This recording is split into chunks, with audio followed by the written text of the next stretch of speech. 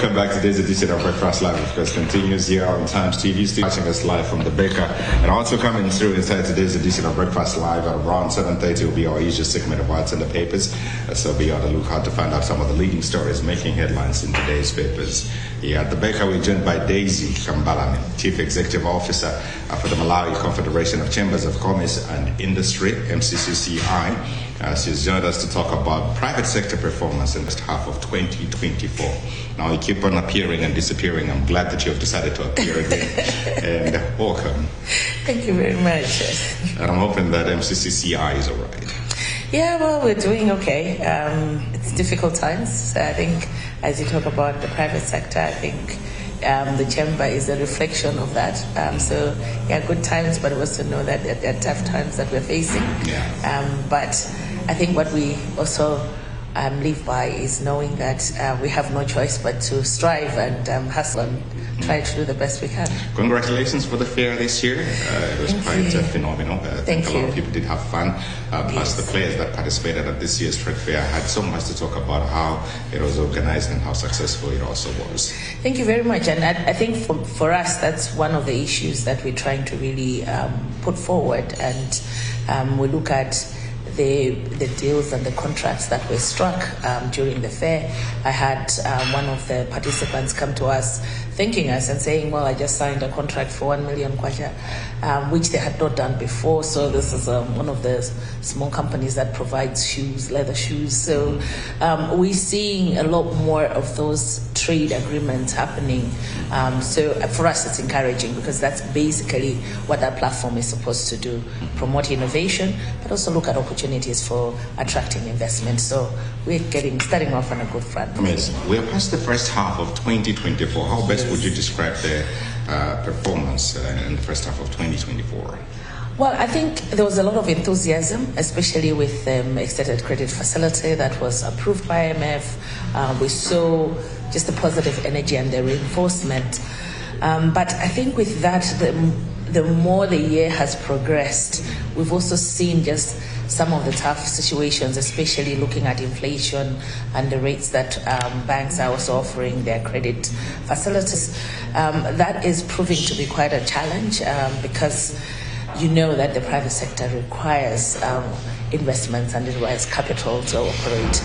And the shortage of forex is really putting a lot of pressure for Malawi and on our production system. So what the enthusiasm and the excitement that was there at the beginning of the year, I think is also now dwindling to some extent. And you've seen the revision of even the expected growth, which at first was predicted to be around 3.4, 3.5, but now already that has been revised downwards, and we actually, unfortunately, are also perceiving that it's going to get even worse. So, yeah, it is going to be tough times, but I think it's a reflection of just how the world economy is going. I don't think there's any part of the world where you're seeing really positive growth. I think if we've all just seen the elections in the UK, that's a reflection of just how tough economic situations are, and that is also reflecting on how people are feeling. I just wanted you to amplify on how these challenges have actually affected the performance of the private sector in the first half.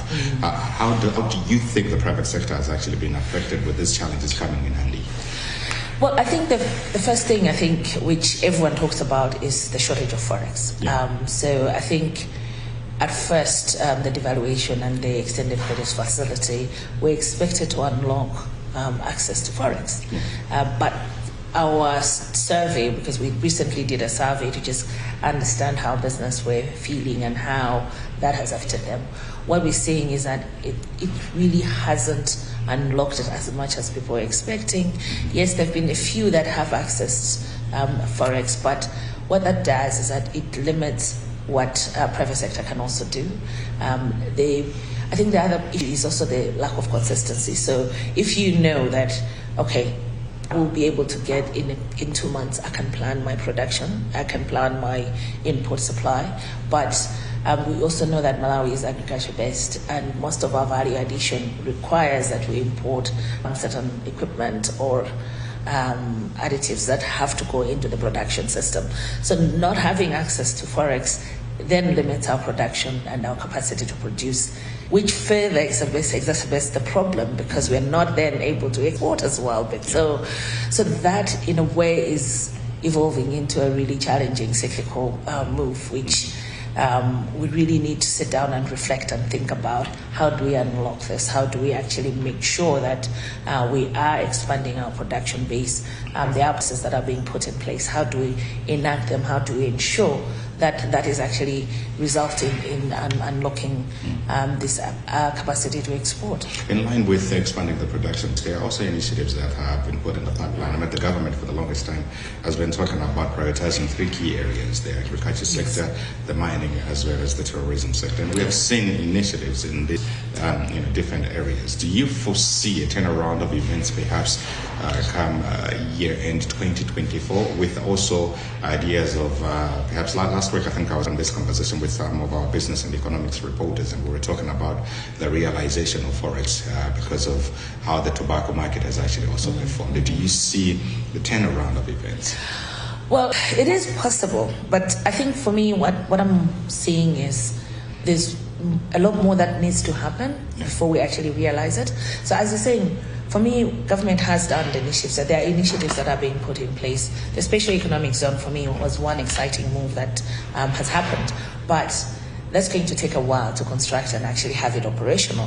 What is it that we can do in the meantime? So what we're also hoping that we can actually be able to engage government is to look at some of those policies that make it difficult for, say, pension funds to release some of their funding into contributing towards production systems. What are the things that we need to do? There have been discussions to try and encourage more investment, but investment comes from banks.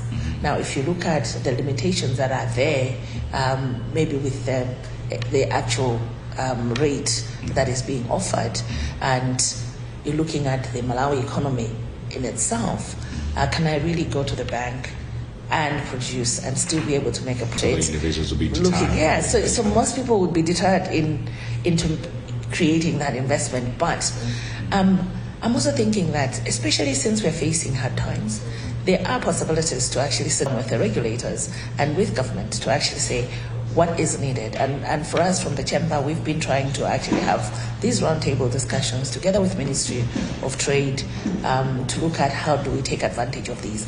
There are other opportunities as well to export that are coming up. I think we were recently excited about the provisions that were made in Korea, for example. So they're also looking at products like macadamia that we are producing here. But how do we actually now get to a point where we are accessing that, because we're still a landlocked country? How do we actually now create those opportunities to export? So I think mining is also an exciting one.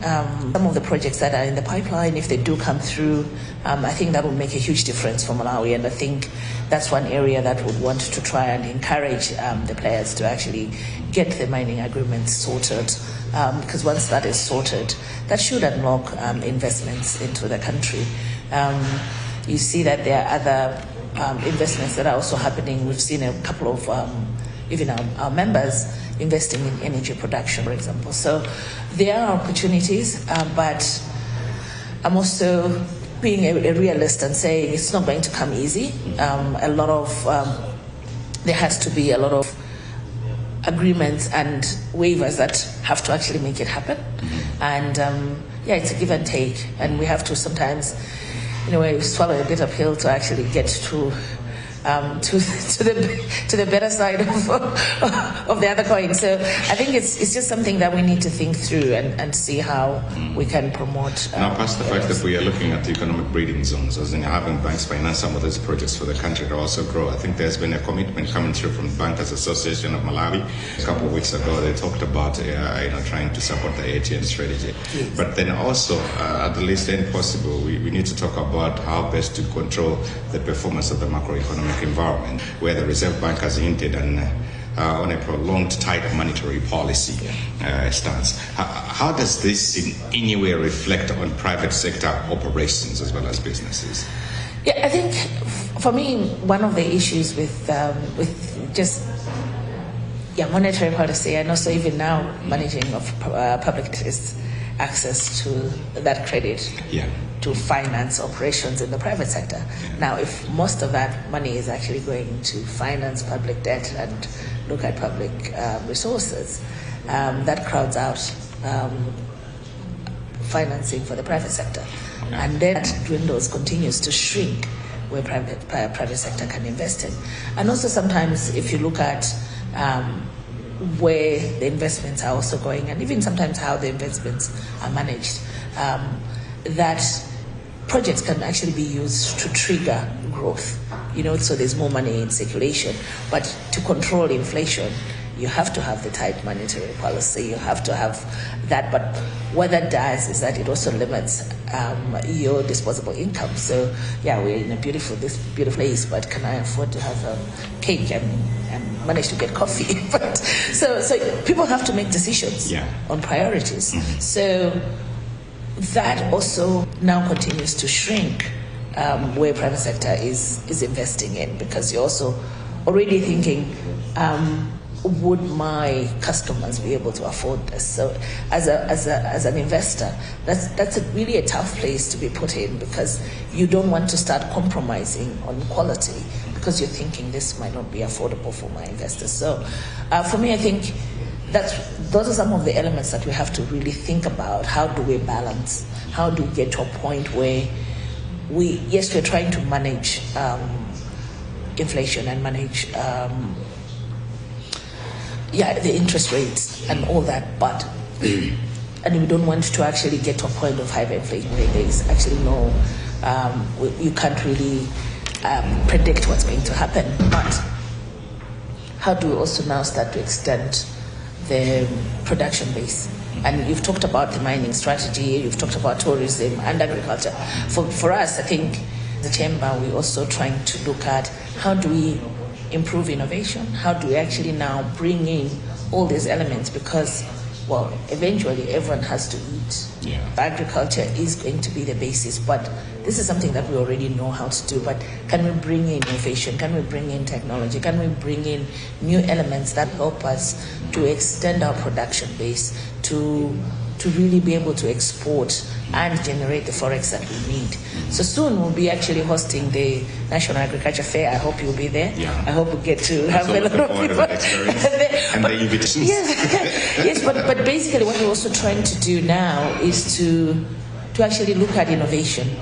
How can we bring in innovation and technology to actually expand what we're doing in agriculture, to look at value addition, and can that trigger more exports? Because for us, if you see what we've done since the Leaders Summit to where we are at the moment, it's been exports. That's what Malawi needs. And for me, the ADM strategy is one key area. And if we can unlock that, hopefully 2024 will be good in the end. But we're hoping that 2025 will even be better, because some of these investments will have come through. Before we get to wrap up this conversation, I know that partly you've just hinted on hosting the agricultural fair. How advanced are the preparations for the fair? They're quite advanced. We've seen that a few of our partners have already come through. Most of our partners, especially our members, are always excited about agriculture. And for me, I think issues of mega farms, looking at new products, looking at new innovations, are areas that we really have to showcase the technology that is there. I think you already saw at the trade fair, others were looking at irrigation systems, new irrigation systems that help you to actually understand the moisture content that then triggers your plant to actually supply water or not. So for me, those are innovative areas that excite us.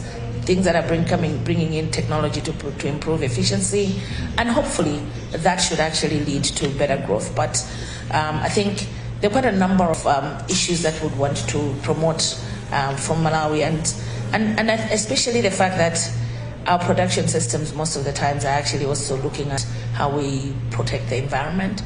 So there's quite a lot that is happening and coming into the pipeline, and we hope that people can be able to see and also understand some of the technologies that they can adapt. I know a few people have actually now also invested in agriculture. I hope you have your own farm elsewhere. Yeah. So I think for me, also see people, young Malawians getting into agriculture is exciting. So that's also an area that we want to promote, because until we actually invest in the production systems, and agriculture for me is one key area, apart from tourism and mining that we've been talking about, and looking at how technology can help us. I think it's an area that we know that can trigger and spur growth in Malawi. All right. Thank you very much, Daisy, for coming to it. It's always a pleasure having a I conversation. know. Thank you very much. You know, Looking forward to great. the Have a agriculture good fair. day. Yeah, please. Thank you. Daisy Kambalame, Chief Executive Officer for the Malawi Confederation of Chambers of Commerce and Industry, MCCCI, joining us this morning to talk about private sector performance in the first half of 2024. Today's edition of Breakfast Live continues.